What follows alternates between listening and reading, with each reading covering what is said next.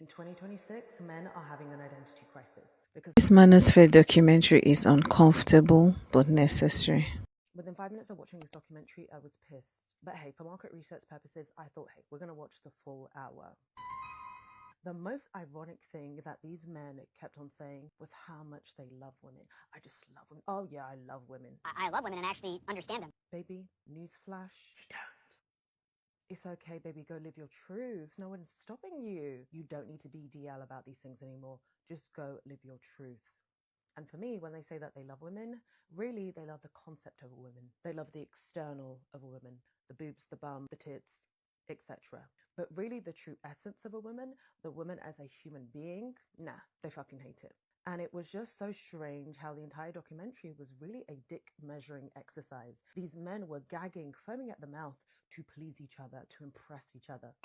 Strange, strange, strange. And for me, this nonsense, this ideology, this hypnosis that a lot of men, and not just the uneducated, broke ones, find themselves in is because men, and a lot of men, not all men are having an identity crisis. In 2026, men are having an identity crisis because for the first time in forever, women can provide everything for themselves. So really, there's not much of a need for a man. A sperm donor, you can get it. And so because of that, men don't really know where to place themselves anymore. And so they have to overcompensate with this hypermasculinity.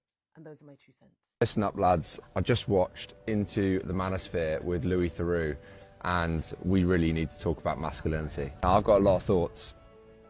I think one of the most troubling pieces is young men buying into the idea that you are born without value. These influential men who have become famous through farming red pill content have clearly grown up with a lack of good male role models in their lives. And it has created certain insecurities and self-defense mechanisms such as burying your true emotions. Now that's their own issues that they need to sort out. The problem here is they're projecting those insecurities and self-defense mechanisms onto young, impressionable men. And they're telling them that the world hates them, but I love you. And that's creating a parasocial relationship based on hope. What they're actually doing in this father figure-like role is weaponizing that hope and building pyramid schemes that are based on selling products that don't actually benefit the end consumer. But they do make the individual at the top of that pyramid scheme more rich. And then they're creating content about how they've beaten the system, or the matrix they call it, and showing how financially successful they've become, which continues the cycle. Now, the women that are utilizing the Manosphere to monetize their own content have their own issues that they need to deal with. And they're being used as examples of what it is to be a woman, and that is influencing young men's views on women that are not necessarily representative, and that is very dangerous. The irony about all of this is these influencers talk about people at the top keeping young men down, but that is exactly what they're doing to their followers. They've created their own matrix. Justin Waller grew up in a trailer park in poverty with a single mum who had no support, who had mental health issues. His father wasn't around, and he became successful and paid off his father's mortgage.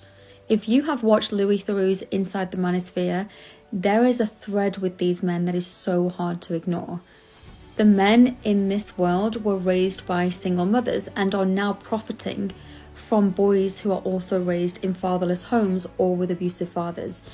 And these men themselves are still trying to win the approval of the fathers who never truly showed up for them through success, through money, through status, through power, dominance. And all of it is saying, look at me now, Dad, am I enough for you yet?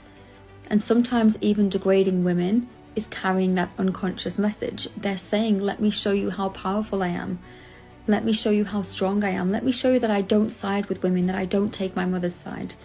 You see, absence doesn't just create loss, it creates fantasy. Because a child is rarely ever given a clean understanding of why that father left.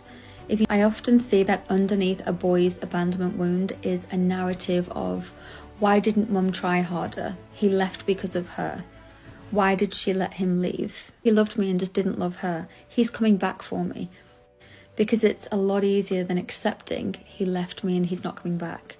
Harrison Sullivan even says that his father was a successful rugby player who ignored him for 10 years whilst his mum worked her fingers to the bone to put him through private school. So the mother who stays becomes a container for all of the shame, the resentment, the blame, the disappointment, the frustration. He begins to resent softness in other men, fathers who stay, men who nurture, men who openly love women. And what he doesn't realise is he's reacting against the very thing that his mother needed to parent better, to feel more supported. And the exact same thing that he needed as a child. And later on in life, that looks like control dressed up as being a protector or a provider. Ideologies that frame women as the source of all male suffering. And that's how he makes his father the victim and his mother the perpetrator. The central theme in this documentary is how these creators turn masculinity into a business model, monetizing male insecurity through coaching, subscriptions, and online products that promise success and dominance, which in my opinion are nothing but a scam. These so-called red pill concepts are shown and used to signal insider knowledge about gender and society, even though their meanings can actually be vague and unhealthy. Throughout the documentary, many featured personalities promote rigid gender hierarchies, while paradoxically living lives that contradict their own ideals.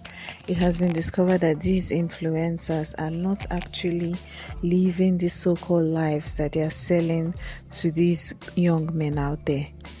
The truth is, I think, even personally, I don't even think they believe these things. I think they're just doing it, monetizing it, and making money off the backs of these vulnerable young men.